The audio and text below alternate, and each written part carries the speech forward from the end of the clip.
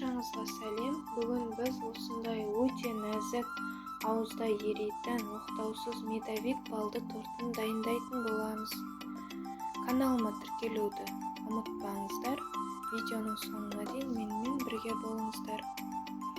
Ең алдымен бізге жұмыртқа, ұн, шекер, сармай, бал, кілегей, қант ұнтағы және сода қажет. Ең алдымен балымызды ыдысымызға құйып, водяной баняға 25 минутқа қоямыз. Миксеріміздің ыдысына жұмыртқаларымызды жарып,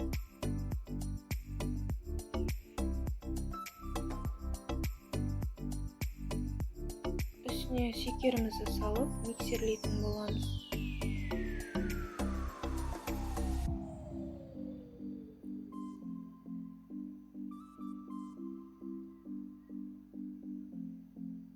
«25 минут өткеннен кейін балымыздың үстіне содамызды салып, ағарып көпіргенше араластырамыз.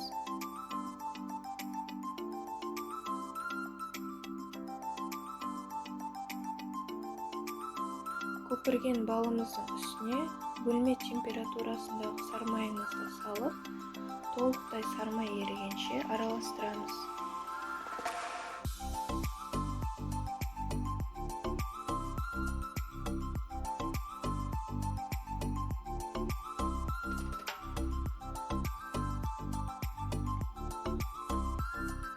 Дайын болған массамызды жұмыртқамыздың үстіне миксерді тоқтатпай осылай құйып отырамыз.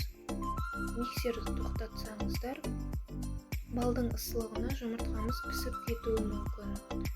Араластырып болып, үстіне ұнымызды салып миксерлейміз. Осындай қою масса шығуы қажет. Енді өзімізге қажетті форманы алып, осылай пергамент қағазға өлшеп сызып аламыз. Мен 7 бөлікке бөлетін боламын. Әр бөлікке 2 ас қасықтан салатын боламыз.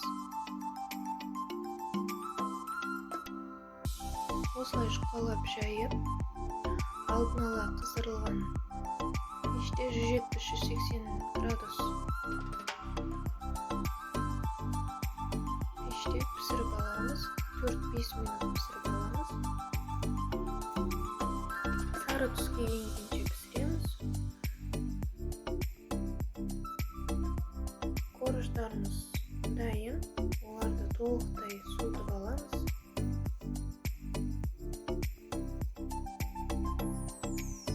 Суыған корждарымызды пергамент қағазынан осылай ажыратамыз.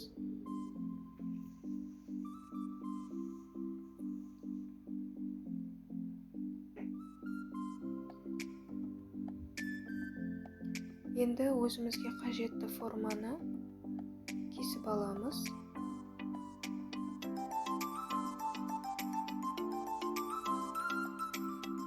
Кесілген бөлшектерін осылай блендерге майдалап алатын боламыз. Кейін оны тортымыздың бетіне, қапталдарына себетін боламыз.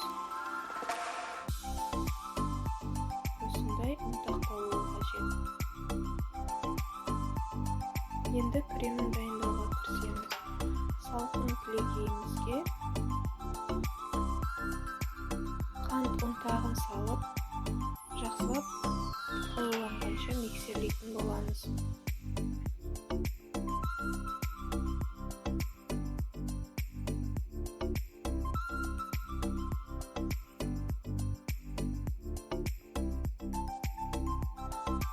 Креміміз дайын. Енді корждарымызды жинақтауға кірісеміз. Осылай 2 ас қасықтан салып отырамыз әр корждың арасына.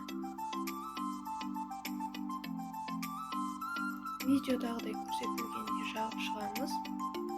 Барлығын осылай жинап, кейін бетін осылай әдемілеп тегістейміз. Жаңағы ұнтақталған